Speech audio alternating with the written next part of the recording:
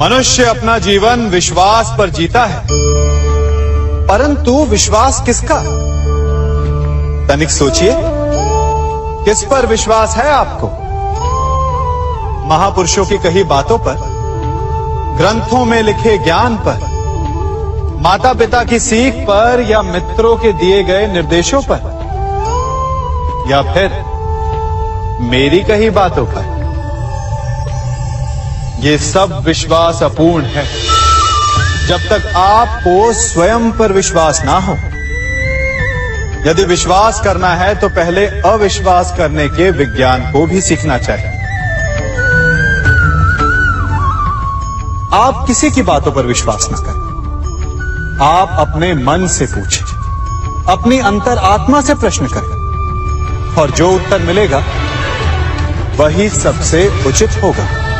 जब आप अपने मन, अपनी अंतरात्मा पर विश्वास करना सीख जाएंगे तो नीति, ज्ञान सब आपके भीतर से स्वतः उमड़ेगा।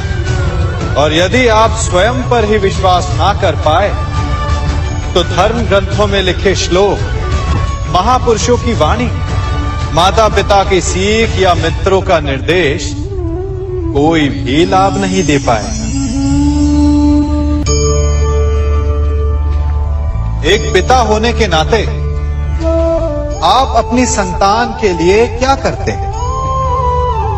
उसके लिए बहुत सारी सुविधाएं जुटाते, बहुत सारा धन कमाते है ना?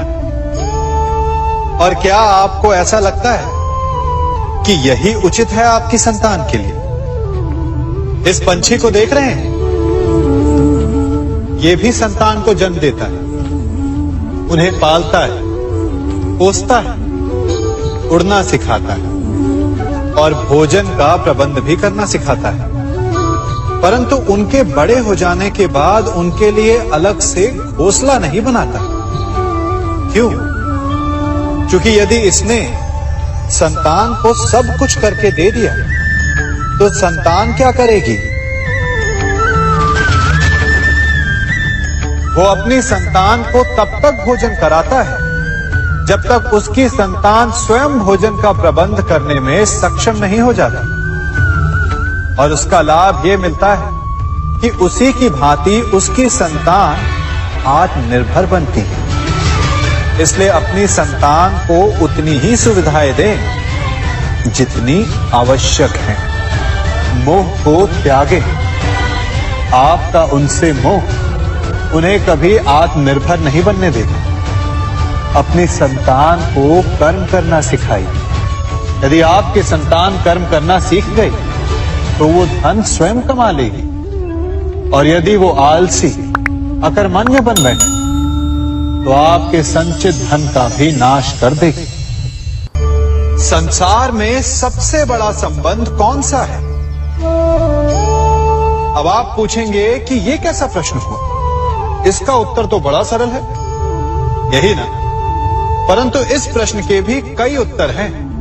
कोई कहेगा माता और पुत्र का संबंध, तो कोई कहेगा पिता पुत्री का संबंध, तो कोई पति पत्नी का, और तो कोई भक्त और भगवान का संबंध। परंतु तनिक गहराई से देखेंगे तो पाएंगे कि ये सारे संबंध या तो जन्म से जुड़े होते हैं, या समाज में बना दिए जाते हैं, या फिर किसी आकांक्षा के चलते बनते हैं। तो सबसे बड़ा संबंध कौन सा होता है?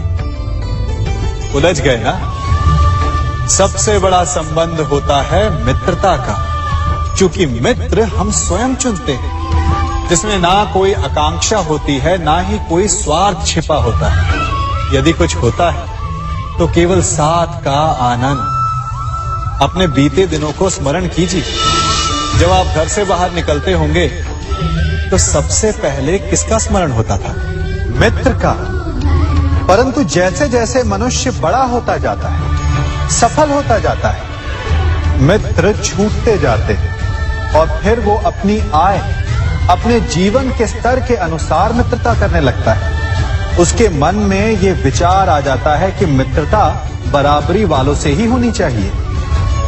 यही सोच अनुचित है, क्योंकि मित्रता बराबर वालों से नहीं होती, मित्रता हमें बराबर करती है, इसलिए नए मित्र अवश्य बनाइए, परंतु अपने पुराने मित्रों को भूलिएगा मत।